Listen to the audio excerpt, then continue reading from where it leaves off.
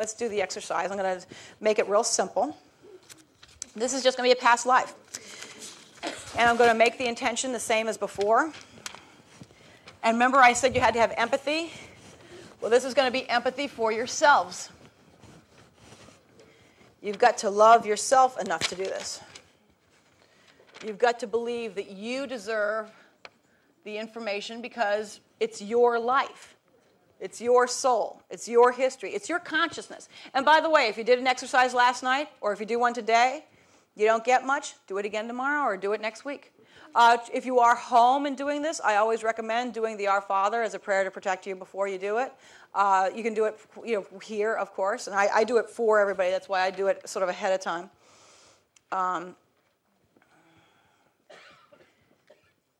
The intention and the empathy is going to be about you empathizing with your soul consciousness. Okay. This is going to be a past life. The past life is going to be, we're going to look for a place where your soul has lived before, preferably the earth, because we want to make it a little bit concrete, where you experienced mastering a subject, a talent, or a lesson. Where you mastered a subject, a talent, or a lesson. And mastery, once you master something, you don't have to go back to it. You may have some repeats of it. You may teach other people how to do it. And it may actually have dovetailed into this lifetime. So, because I've noticed a tremendous amount of mastery in these lifetimes where people are really moving forward. We're going to do the same thing as we did yesterday. And I'm going to keep using this just so that you get used to it. We're going to go up 7 steps.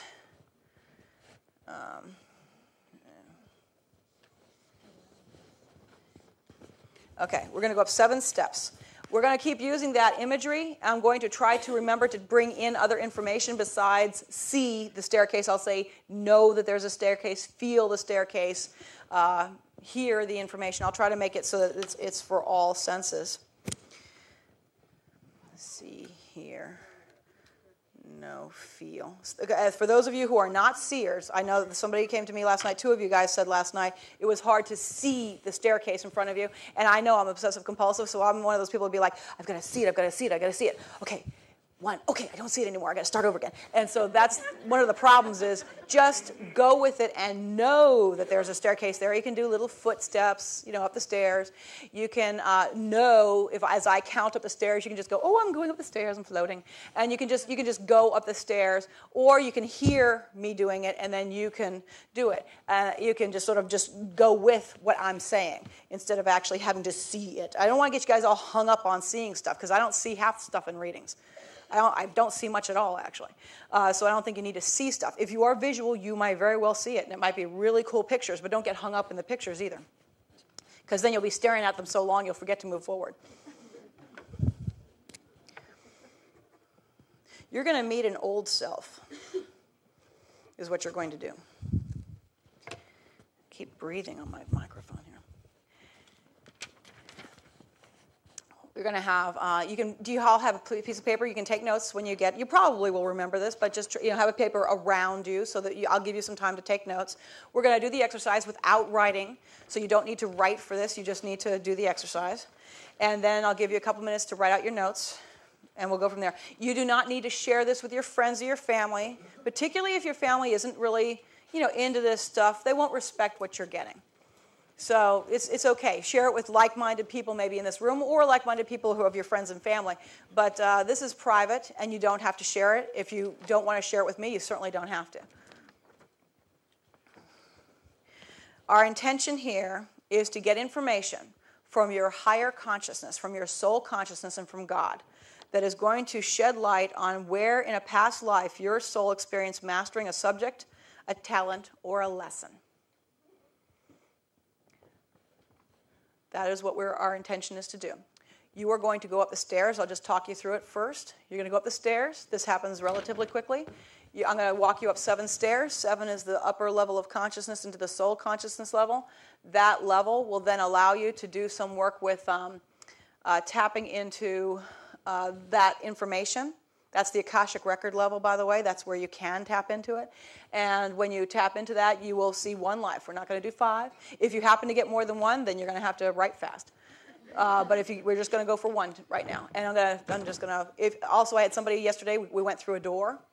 If the door doesn't open, say, Angel, could you please open the door? Guardian Angel, open this door. I had somebody yesterday, the door wouldn't open. Part of it was probably fatigue, but if you have any kind of difficulties, you call on the help of Guardian Angel or God. You say, God, I need this door open. And then it opens because it's your consciousness, you are in charge. They can't lock you out of your own consciousness. All right. All right. Just get yourselves comfortable. Try to sit up as straight as possible. Take a really deep breath and blow out some of the extra air.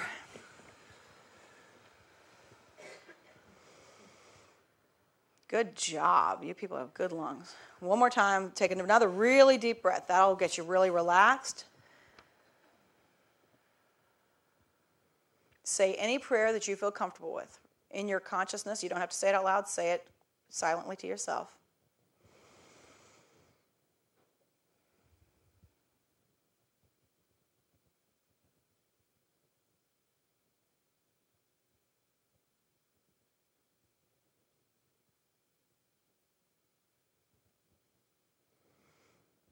Our intention, again, is to ask your soul and God consciousness to find a place, a past life where your soul experienced mastering a subject, a talent, or a lesson. You see before you a staircase. You're going to ascend the staircase one step at a time. Every step up, you're going into a higher level of consciousness. We're going to ascend the staircase. You will feel the staircase, know the staircase is there. Sense it or see it. 1. Now we're going to start going up. 2, 3, 4, 5, 6, 7. You are now at the 7th level of consciousness. This is the level of the soul in the Akashic record. You see before you a door. You can take note of the way the door looks. The door will open for you when you're ready to go through it. Behind this door is you from a past experience. When you're ready, open the door and cross through the threshold.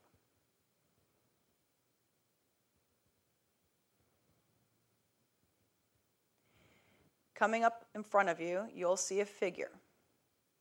As the figure gets closer, I want you to try to see if it's male or female.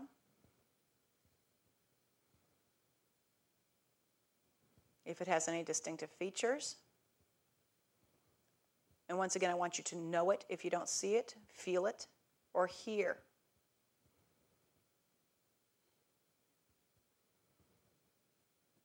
This is you from a past experience.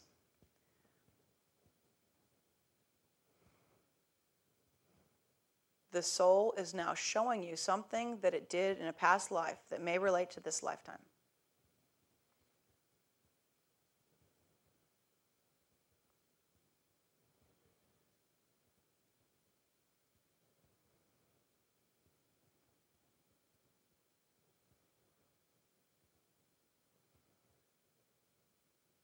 Now the soul is stopped and is turned and is looking at you. And now you can feel free to ask the soul anything about its life. You can say, please tell me about your life and your talents or your experiences here. You can hear them, see them, or know them, or feel them.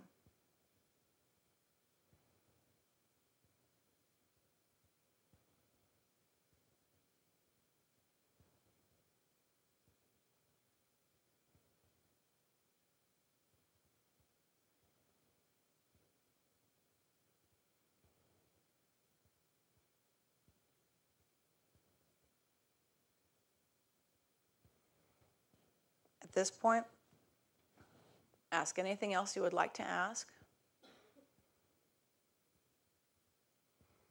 And I want to make sure you ask, what did you learn from this experience?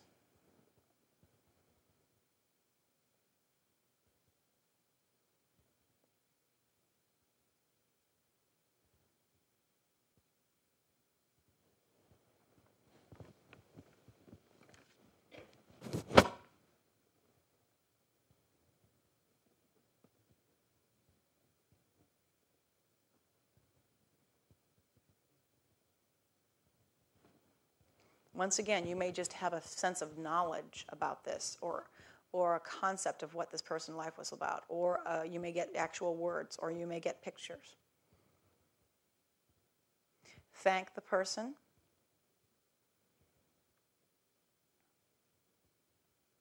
After all, they're an old version of you.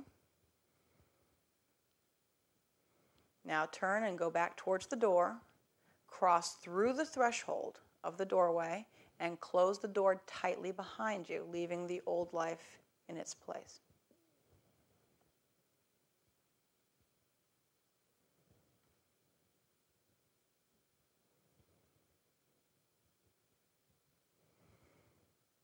Now you're at the top of the stairs. We're going to descend back into normal consciousness. You're at the soul level right now. We're going to move down to 7, 6, 5, 4, 3, coming back into this room, 2, 1. It's 10:10 a.m., November 11th. Is this the 11th? Yes, I think it is. 2007.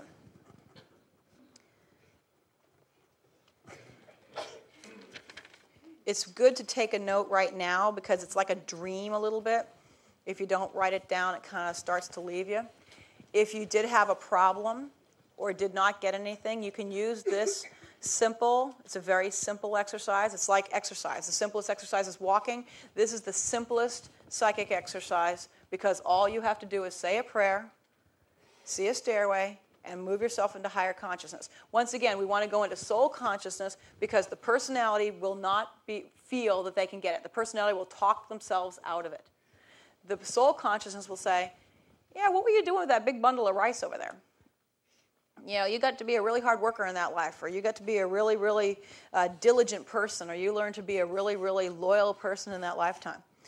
Or you really stuck to your integrity in that lifetime. Well, you know, there's lots of talents. There's lots of good things, lots of virtues humans have. And that's what we just looked at was one of them. You probably could do this all day. And I don't suggest you ever do this all day.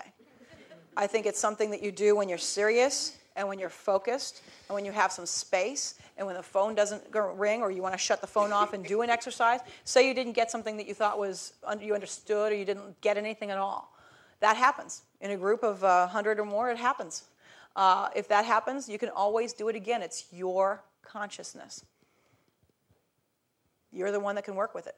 This is what intuition is really becoming about. It is good also, if you did learn to do this, it is good to be able to do this with other people because very often if a person has a problem from a past life, very often they brought it in with them. If they're married to somebody, chances are they're having a problem with, they've been married to them 6 or 7 times. So sometimes looking at the past life gives you why. I'll give you an example. I have an aunt, and I do like my aunt a lot, but my mother and her younger sister did not get along with her very well.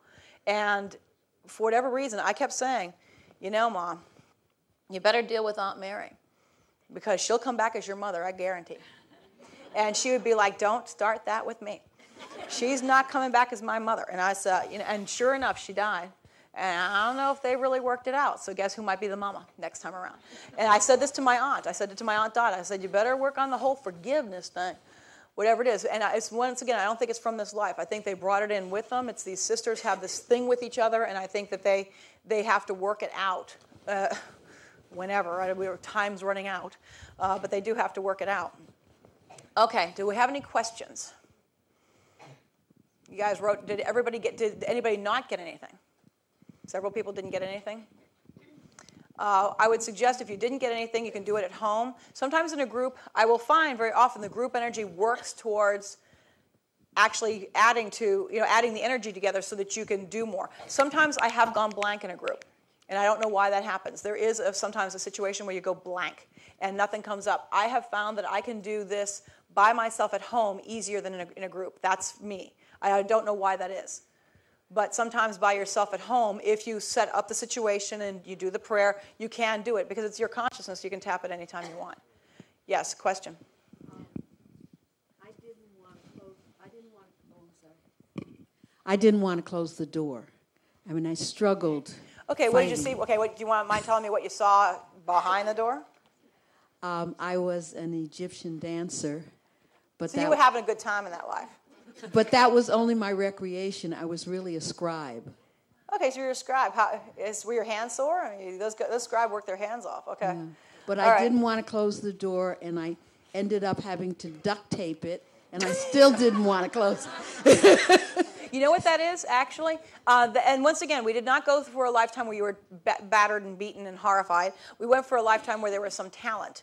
And so obviously there's something from that lifetime that is trying to leak through into this one. It already is. And so the whole scribe thing and the whole dance thing could be something. It's like we're kind of keeping a flow between this. Now, once again, I think there's dysfunctional lifetimes. You want to slam that door. Okay? Hey, you're a slave. You don't want to open that baby. There are certain ones you don't want to necessarily spend a lot of time on. But something where you developed a talent or where there's something real positive, I do find that there's a bit of a flow. Those are the ones I tap into real easily. And I know that it's because the door is sort of kind of open.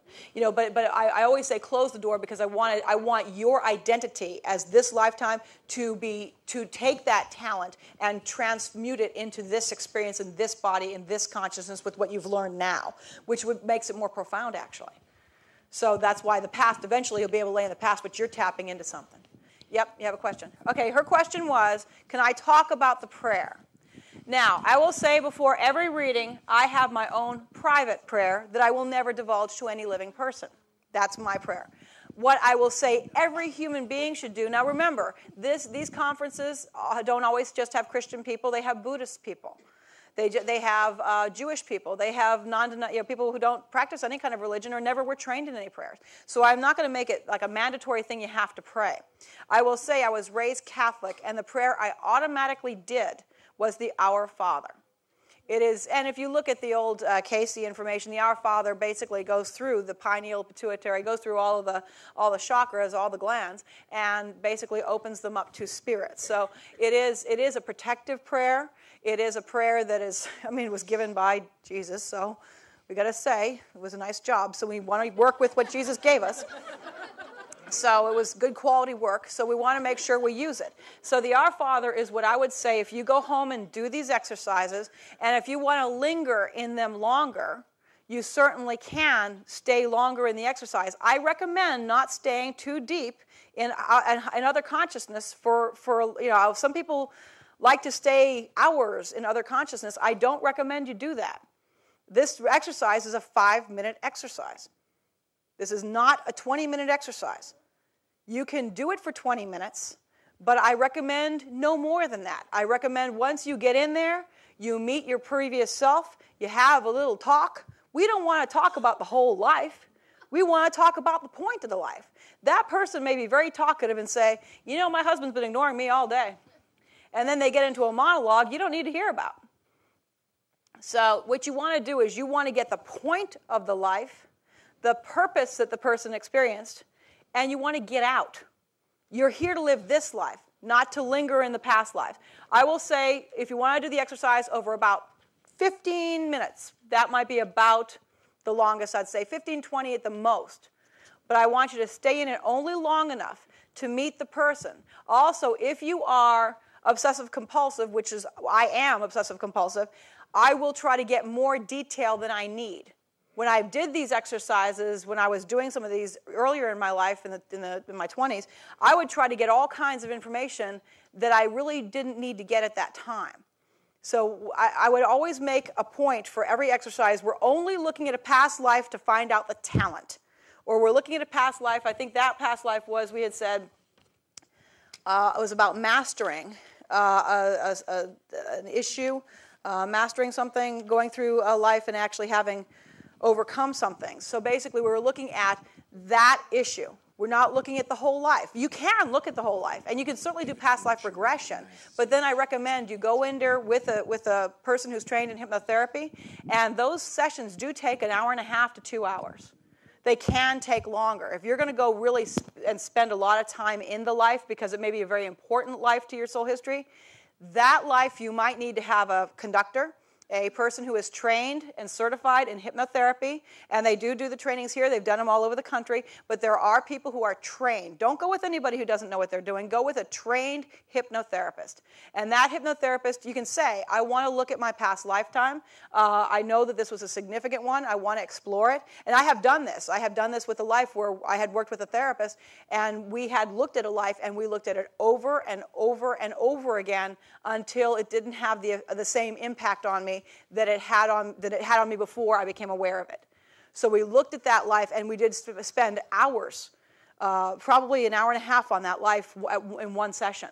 And that is something you do need to do that's probably with a trained person, because you want somebody to pull you out of it when you're done. You want the person to be desensitizing you to experiences. Say you had a really tough experience in a life, and say you were burned as a witch, or say you were put in jail. You may want somebody to take you back through that so you get desensitized to the fire or desensitized to persecution. I recommend it strongly. There are a lot of therapists these days who have now taken hypnotherapy classes and certifications and have learned how to take their clients through this, and they're responsible, they're professional, and that's what you want to do. We're doing a psychic look at something. If you want to really spend a lot of time on it, then I recommend a hypnotherapist, because they're professionals, and they can guide you into the life and guide you back out of it. And they can desensitize you to traumas. And chances are, someplace you experienced a trauma. And there may be, I'll tell you a little trauma my son seems to be going through. He doesn't like being restrained in any way. He doesn't like any kind of restraint. And when he was in the crib, you know how the crib has bars? He was really freaky about those bars. He would not sleep in that crib. He refused. I mean, this is like a $400 crib. And this kid wouldn't sleep in this crib. And I thought it was the prettiest thing. But he did not see this as a place to sleep. He saw it as a prison. And this kid, when he got strong enough, he started pulling himself up over the top and throwing himself out and landing on the carpet. And we would be downstairs, and we would hear a boom. And that was his body hitting the floor. And he couldn't walk. He couldn't walk. All he could do was throw himself out of the crib, so we'd have to go find him. And so find out what he did. And we realized, we finally had to do a reading on it, because I didn't really know what else to do. And in that situation, and I don't know if he will need some therapy at some point or some hypnotherapist to help him with this, but he was put into a prison situation and dragged through a town. And the people were mocking him as he went by. And he didn't do anything wrong. They usually didn't. A lot of times they weren't criminals. But he went through this, and he was then put into a prison. So any kind of situation, and he didn't die there, but it was a trauma for him. So it is very possible someday I'll have to find a therapist who knows hypnotherapy to maybe take him through this, to desensitize him to some of this kind of trauma, because he really does react really powerfully to it, to the point where if you react really powerfully to anything, chances are it came from someplace else. And that's where you might want to employ a therapist / hypnotherapist. Those are the best, because the therapist can keep talking with you. And some of the hypnotherapists are very experienced. They're also very good. But that kind of combination could be useful if you do one of these exercises and you see something very intense. You might need to employ one of these people to really go back and desensitize to it. And I have had people call me and say, yeah, I was doing that exercise. I was just looking for a little talent, and I found this whole other can of worms got opened up. And so that's why I say, I want to just give you a warning. If you're ever meditating, or you feel some sense of trauma, or you look at a past life and you wonder if something happened that was unpleasant, you might want to employ a professional to start looking at how to undo that. Because that can happen. Once you start looking at your consciousness, there can be things in there that happened to you that were difficult. Not you as your identity today, but you as a soul identity. Question? Very quick question. He's bringing the mic up. Quick question. In that last meditation we did, Okay. when I was coming back out of the door and coming down the stairs, descending, Nope. hello? Okay, when she was descending, I'll just go ahead and say it and I'll repeat. When she was descending the stairs and coming out the door. Yes, on the 6th and 4th stairs, on the 4th and 6th stairs, Tell me and I'll tell them. I kept looking back to the door. Okay, so as you were descending the staircase, you kept looking back to the door. Yeah. Did you close the door? Yeah, very well. You closed it really well. Okay, not like our other buddy here who was like, I want to leave it open. Okay, okay. At the time I didn't want to close it, but I did. You did close it. Yeah. And you kept looking back. It was more like a silvery veil. But yeah, I closed it really good. I thought. So when you look back at from the staircase back to the door, what was your experience? Was it good, bad, or indifferent? I'm sorry? What was your experience when you look back from the staircase to the door and you could see the door at the top of the stairs? What were you feeling? What was that about? Well, it's like, where'd you go? Come back. So you wanted to go back to the door. Yeah. All right. If you are drawn back to that life, like you want to leave it open or you want to go back, then I suggest you go back. Probably not, today. Do you live in this area? Yes, I do. Okay, so you can go home and take a nap. Good. Maybe after dinner or tomorrow sometime. Sometime if you have some space. I would go ahead and do your prayer, do the Our Father, and then get yourself, try to get it so you get some space. And I say you only need 15, 20 minutes. You only need a little space. And then I would maybe put a notebook by your bed. And I always lay down flat when I do this. In this room with people wearing skirts and stockings and stuff, I know it's not appropriate to necessarily lay down. But that's how I would do it if I was home. And so because I like being flat. Something about being flat's my thing. So I like flat. So if you can deal with the flat, you can also sit straight up. And if you have a meditation room or a place that you always meditate, like a chair you always sit in, then go to that chair and sit down and do the same exercise. Do the Our Father. If you're Christian and you like that prayer, I strongly suggest that. And then go up your staircase, see, sense, feel, hear, experience. Apparently that's not a problem for you. And go through the door and then say, what else do I need to know here? Because there may be more that you need to understand that you haven't had a chance to really. We didn't spend much time there. We only have 5 hours, people. We only got 5 hours. We can spend hours in a life. I mean, I can do a reading. My readings are an hour and a half anyway. So I'm just saying that's how long it takes to do a reading to even tap into a few past lifetimes. There's a lady back here. Yes. Okay. When you were coming. When I was coming down the stairs. Okay. And I know I closed the door. I was very conscious of closing the door. I want to give you back your paper from last night, too. Oh, sorry. Thank you. Okay. You were conscious of closing the door. Yes, I really closed the door. You closed that door. I okay. closed that door. But as I was coming down the stairs, okay. I was a nun. You were a nun? Yeah. Well, coming down the stairs? How did that go over with him? He might have been a priest. Who knows? You're right. You're right. A lot of vow breaking happening here. Okay. But anyway, I kept thinking. Okay, so we got the nun and the priest coming down the stairs. I'm coming downstairs and I'm a nun. And I'm going. Wait a second. What were you in the life? Well, I wound up kind of like two things back there. I was a nun, and then there was something in a bazaar over in like the desert, Iran or someplace like that. But anyway, I said, I got to get rid of this habit here. And I said, you got to go back. And well, you're not wearing it now. No, I know. So I kept trying to picture me. Okay, you got another little bit of unfinished business there. Oh, really? Well, no. You brought her with you. So, okay, there's two things that I would say could be about bringing your old life with you. She tapped into 2 lifetimes. And one didn't get a voice. So you didn't get, and we didn't spend a lot of time. So we're going to have to spend a lot longer in the next exercise, apparently. Because I don't think the nun get a voice. The nun may want to say something to you. I mean, it's you. I mean, it's still you. So it's not like a ghost is following you around. It's you. So your consciousness sort of went, hey, I wanted a voice. Where's my voice? I want to talk about something. I mastered something too. Pay attention to me. That's all she's saying. That's actually a good thing. I would say is maybe a little strange, but, consciousness is a little iffy sometimes anyway. So just run with it. Just go back and do it again. No, just give her a voice. Go back and do it again. Do the same thing. Our Father, up the stairs, open the door. Oh, I'm sorry I left you behind. I know you want to say something. What would you like to say? All right, yes. I was wondering, the past life that I came in touch with has a lot of spiritual wisdom. It was a spiritual leader, and I'm in a position in this lifetime where I need that kind of wisdom. Is it ever possible to have that figure come forward as a kind of a guide that they can kind of walk with you, that the door doesn't have to be shut? That figure is you. Well, I know, but... Okay, so the door doesn't, okay, I'd say yes. I'd still shut the door because what you experience in this lifetime will lead up to, like whatever you overcame this lifetime, you're consciously aware of, whereas in 1530 you probably weren't.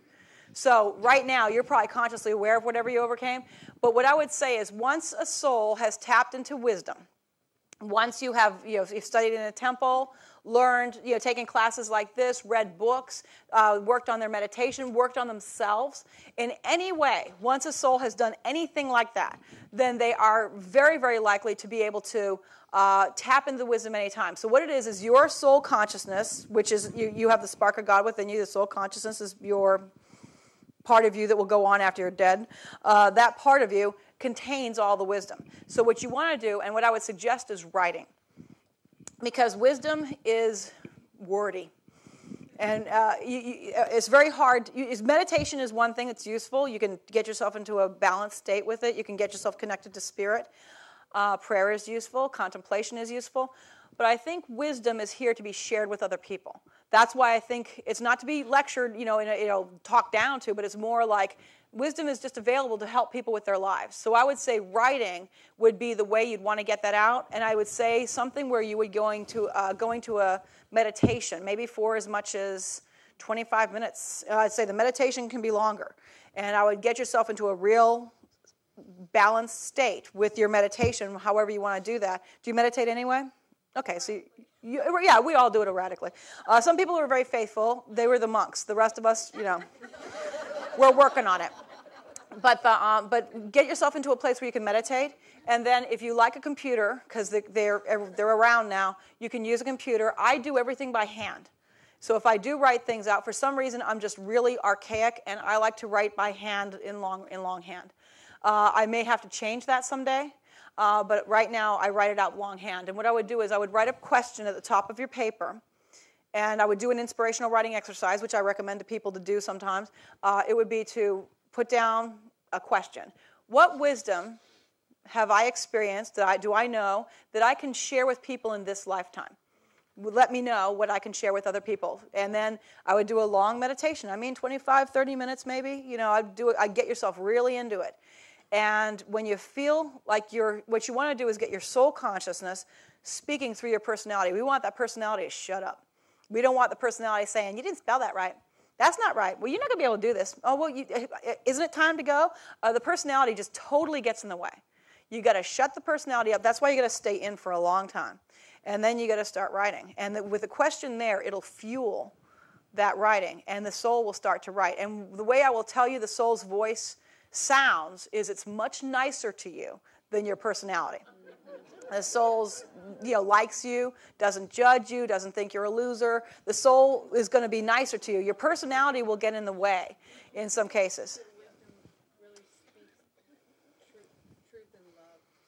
Yeah, wisdom, that's a good point. Wisdom it speaks more truth and love. It's, matter of fact, I got a couple notes on that, but it's basically